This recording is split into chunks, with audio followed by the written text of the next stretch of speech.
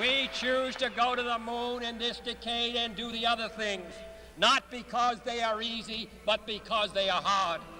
Because that goal will serve to organize and measure the best of our energies and skills. There's only a very few men that walked on the moon. And so, in some people's eyes, they're rock stars. I mean, they're unique. They were definitely America's heroes, and still are, I think, in my mind. We got used to them being the men we worked for and not America's heroes, you know, because we saw them every day. And so they just became the people that we supported, and they were just the guys. You know, we had the civil rights movement in the late 60s, and so there was still a lot of that going on, and then also the Vietnam War.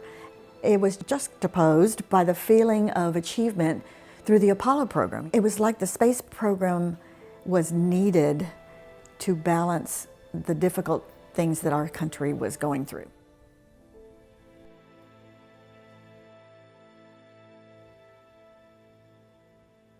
When I showed up at the astronaut office, and I didn't realize I was in the astronaut office until the second day I was there. I mean, I was told, here's my desk, here's what you're going to do. They hand me a pile of mail. I started opening up mail. I didn't even know I was really answering astronaut mail. This is Houston. Say again, please. Houston, we've had a problem. We've had a main B bus undervolt. Roger, main B undervolt.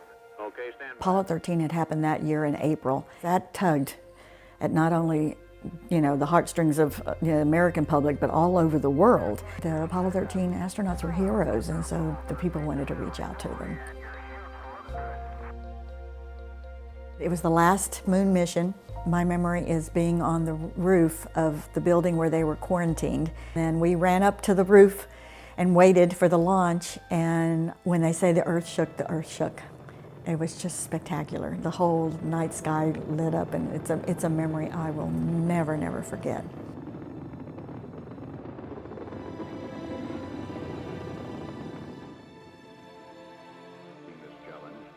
Women in the workplace were primarily women like me. They were in secretarial roles, administrative roles. There were very few technical women. That's when they started the discussion about, women in space, and, the Russians had already put a woman in space, and so it was time that we did.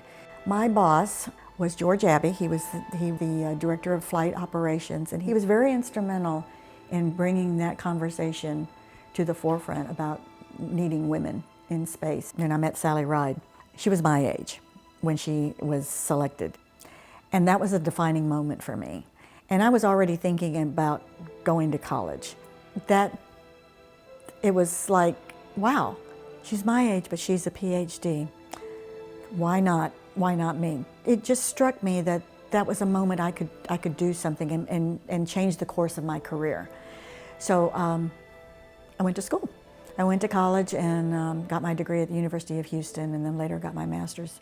I truly believe it was just the culture at the time in the 60s. People were used to seeing males in predominantly science and engineering roles. Then you see a culture change, you see a shift, and women are now being graduated with master's degrees and PhDs like Sally Ride, and you're thinking, okay, why not them? And Judy Resnick with a PhD in electrical engineering, and so why not them in those positions? And so finally the tide was turning, in the late 70s, and then definitely in the early 80s. For me, it's hard to believe that that was me, that I was honored and privileged to be at that particular time in history, and to make a small mark in space history. There weren't too many things we were awfully proud of during that time period, but the space program was one of them.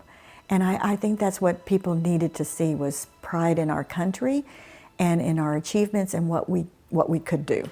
And when I looked in the faces and saw all around me, it was hard not to be a part of that, not to realize how special a moment that was.